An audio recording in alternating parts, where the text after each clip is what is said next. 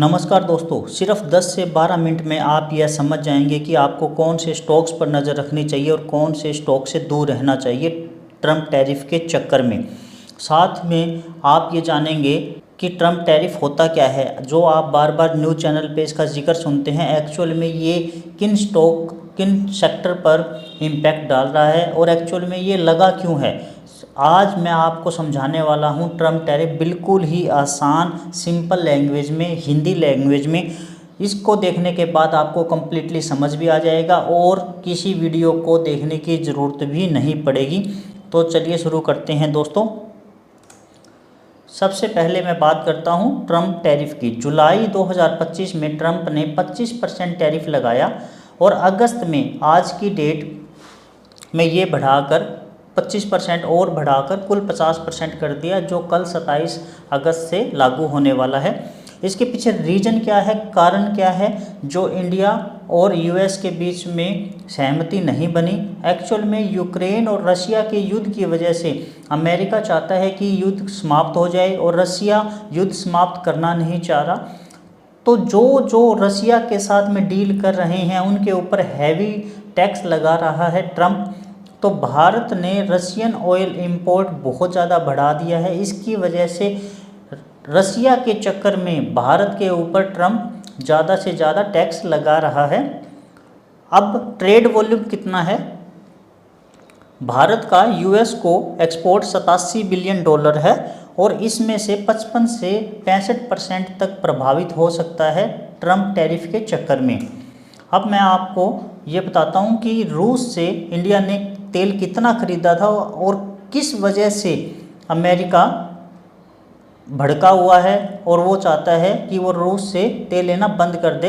Actual में जब रूस और यूक्रेन का युद्ध हुआ था उससे पहले रूस से सिर्फ 0.2% सिर्फ 68,000 बैरल प्रतिदिन तेल इंपोर्ट करता था, जो युद्ध के बाद में 20 लाख बैरल प्रतिदिन तक हो गया है और अभी करंट में हर दिन 17.8 लाख बैरल तेल खरीद रहा है।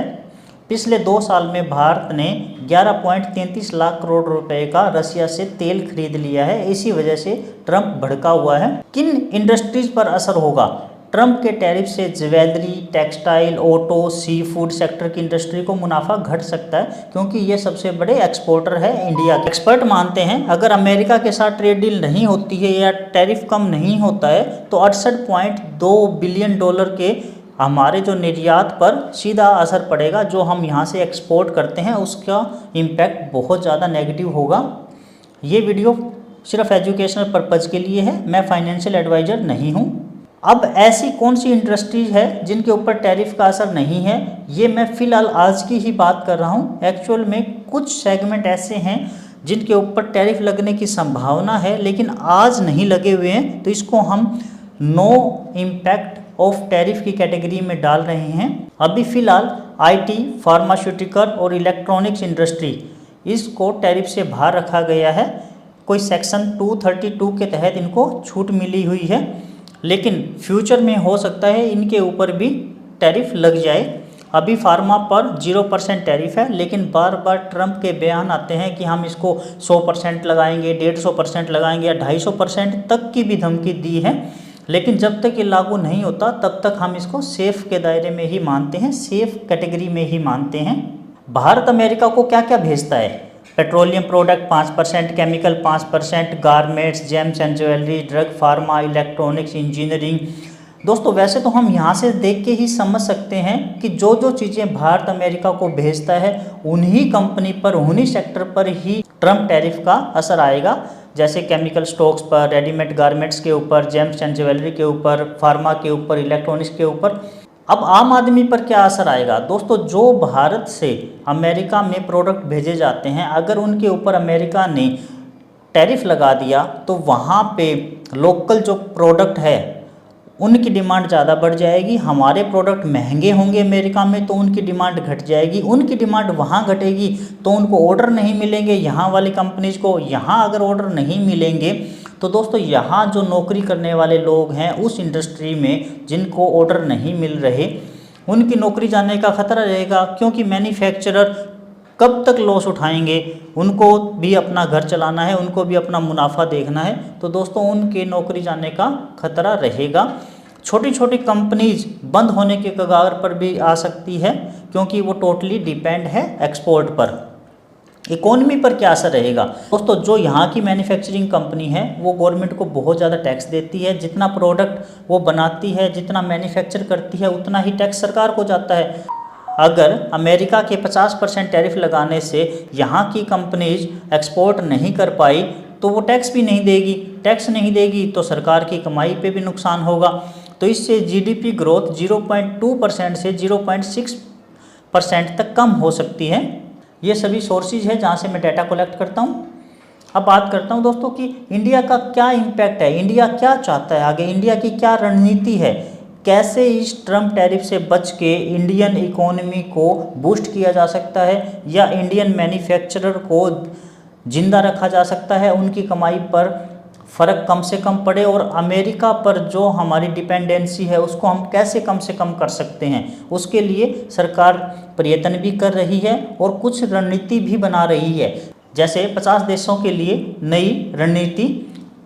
दोस्तों क्या है कि अगर अमेरिका हमारे प्रोडक्ट नहीं खरीदता है तो हम यूरोप, रूस या अन्य देशों में अपने व्यापार को बढ़ाना चाहेंगे, क्योंकि हमें अपने मैन्युफैक्चरर को भी कुछ ना कुछ फ़ायदा पहुंचाना है। इसके तहत इंडिया अब चीन में, मिडल ईस्ट में या अफ्रीका के बाज़ारों पर भी फोकस करेगा, वहाँ के इंपोर्टर के साथ कांटेक्ट करके वहाँ माल भेजने की तैयारी कर सकता है। फ्री ट्रेड एग्रीमेंट ये होता है दोस्तों कि किसी भी देश का माल यहाँ आता है या यहाँ से कोई माल जाता है, दोनों देश एक दूसरे के प्रोडक्ट के ऊपर कोई भी टैक्स ना लगाए। जैसे आइसलैंड, नॉर्वे, स्विट्ज़रलैंड के साथ भारतीय ट्रेड डील कर चुका है और ये 1 अक्टूबर से लागू भी होगी, और ब्रिटेन के साथ अगले साल अप्रैल में ये लागू हो सकती है। साथ में Oman, Chile, Peru, Australia, New Zealand, इनके साथ भी बातचीत चल रही है। दोस्तों अल्टरनेट मार्केट की भी तलाश की जा रही है, जैसे सी फूड के लिए रूस, UK, European union, Norway, Switzerland, south Korea उनके ऊपर फोकस कर रही है, और वहीं जेम्स एंड ज्वेलरी के लिए वियतनाम, थाईलैंड, मलेशिया और अफ्रीका जैसे बाज़ारों की तरफ भी देखा जा रहा है। अमेरिका से भारत 3.46 लाख करोड़ का निर्यात करता है और भारत से अमेरिका कितना एक्सपोर्ट होता है, 7.35 लाख करोड़ का। क्योंकि भारत अमेरिका को ज़्यादा एक्सपोर्ट करता है, ज़्यादा माल भेजता है, तभी तो वो टैरिफ लगा रहे हैं, और इसमें pharmaceutical, telecom device, jewellery, petroleum और कपड़े हम ज़्यादा भेजते हैं। Effect on Indian stock market. अब बात करते हैं मेजर हमारे स्टॉक्स मार्केट पर क्या इम्पैक्ट पड़ रहा है। दोस्तों इंजीनियर कंपनीज जैसे हमने पहले बात की थी अभी फ्री है, लेकिन फ्यूचर में ये इम्पैक्ट कर सकता है अगर ट्रंप ने इनके ऊपर भी टैरिफ लगाया, जैसे Bharat forge, Tata steel, L&T आदि। फार्मा स्पेस सेफ है, लेकिन इनका बहुत ज़्यादा रेवेन्यू वहाँ से आता है, तो Sun Pharma, doctor Reddy, Cipla, Lupin, इनके ऊपर भी इम्पैक्ट पड़ सकता है, लेकिन फिलहाल ये सेफ कैटेगरी में है। James and jewellery, Rajesh export, Titan, Kalyan jewellers, इनके ऊपर ये नेगेटिव इम्पैक्ट है। टेक्सटाइल इंडस्ट्रीज पर बहुत ज़्यादा नेगेटिव इम्पैक्ट है, एक तो इनका टैरिफ ज़्यादा है, KPR मिल, अरविंद, वर्धमान टेक्सटाइल। अब बात करते हैं दोस्तों ऐसी कौन कौन सी कंपनीज हैं जिनका रेवेन्यू अमेरिका से बहुत ज़्यादा आता है। IT सर्विस का तो आपको भी पता है, सबको पता है कि इसका तो फोकस मेन अमेरिका ही है। Infosys 61%, TCS 50%, Wipro 52%, SCL tech 63%, LTI Mindtree 74%, tech Mahindra 47% और एम्फेसिस 60% रेवेन्यू जनरेट करती है US से। और कभी अगर IT सर्विस पर टैक्स लग गया तो इनके शेयर धड़ाम से नीचे जाएंगे। अब फार्मा सेक्टर, इनका रेवेन्यू मैं आपको बता देता हूँ। सन फार्मा 31%, डॉक्टर रेड्डी 37%, सिप्ला 25%, ओरो फार्मा 45%, लुपिन 38% और जाइडस लाइफ साइंस 25% का रेवेन्यू जनरेट करते हैं US से। इसके साथ साथ में ऑटो एंड केमिकल सेक्टर में Motherson 27%, Bharat forge 35%, PI industries 28%। Analytical company जैसे सेजिलिटी, Eclairix और फर्स्ट सोर्स जैसी फर्में तो लगभग अमेरिका पर ही निर्भर है। उनका तो नियर अबाउट 80 से 90% रेवेन्यू वहाँ से जनरेट होता है। इंडियन मैन्युफैक्चरर और जो एक्सपोर्टर मेन है वो गोकुलदास, वारी एनर्जीज, सोना, BLW, Bharat forge, steel strip wheel जैसे एक्सपोर्टर अमेरिका के ऊपर हेवली डिपेंडेंट है। अगर टैरिफ या ट्रेड पॉलिसी में कोई भी बदलाव या बढ़ जाते हैं तो इनके ऊपर डायरेक्ट इम्पैक्ट होगा, तो हमें इन स्टॉक्स पर ज़रूर नज़र रखनी चाहिए। अब मैं आपको कुछ ऐसे सेक्टर और स्टॉक्स के बारे में बताता हूं जिनका डोमेस्टिक ही कंजप्शन है, जिनका एक्सपोर्ट पॉलिसी से बहुत ज़्यादा इम्पैक्ट नहीं पड़ता है। लेकिन दोस्तों अगर ऑल ओवर मार्केट डाउन आती है, अगर इंडिया की जीडीपी डाउन आती है टैरिफ की वजह से, और ऑल ओवर मार्केट डाउन आने के कारण ये नहीं हो सकता कि ये मार्केट नहीं टूटेगी, लेकिन ये मार्केट टूटेगी भी कम, और जिस दिन ये प्रॉब्लम सॉल्व होगी उस दिन बढ़ेगी भी सबसे ज़्यादा यही, क्योंकि ये डोमेस्टिक सेक्टर है, ये एक्सपोर्ट नहीं करते हैं कोई भी चीज़। तो इसकी लिस्ट आप ले सकते हो, यहाँ से आप फ़ोटो भी ले सकते हो या वीडियो को पॉज करके आप इसको नोट डाउन कर सकते हो। बैंकिंग एंड फाइनेंशियल सर्विस में HDFC bank, ICICI bank, insurance में एलआईसी, एचडीएफसी, टेलीकॉम में Reliance, Jio, FMCG Hindustan Unilever, ITC, paint में Asian paint, Berger paint, retail sector में एवेन्यू सुपरमार्ट, डी मार्ट वगैरह, पावर यूटिलिटी में NTPC, power grid, Adani power, infrastructure में UltraTech cement, Shree cement, automobile Maruti Suzuki, Hero Moto, Bajaj auto, media में Zee entertainment, Sun TV. ये ऐसी complete list है जहां आप सेफ फील करोगे। अब मैं अपना व्यू बता देता हूं दोस्तों। सबसे पहली बात तो अगर हम लॉन्ग टर्म इन्वेस्टर है तो हमें पैनिक नहीं होना है। हमारे पास कोई भी शेयर है अगर वो टूट रहा है तो अगर हमारी रिस्क एपेटाइट है तो ये प्रॉब्लम तो सॉल्व होनी है दोस्तों। जब 2008 की मंदी, जब कोरोना, रशिया यूक्रेन वॉर जैसे इतने मेजर इंसिडेंट हमारे दौर से चले गए और फिर मार्केट ने रैली की, तो ये भी चला जाएगा, ये नॉर्मल है, टाइम के हिसाब से चला जाएगा। Focus on domestic consumption sector. अगर आप न्यू इन्वेस्टमेंट करना चाहते हो तो जो मैंने आपको लिस्ट दी है इनमें से आपको जो अच्छा लगे, जिसकी स्टडी आपको समझ में आती है, उनमें आप निवेश कर सकते हो। एवरी प्रॉब्लम है सोल्यूशन जो हमने बात की है।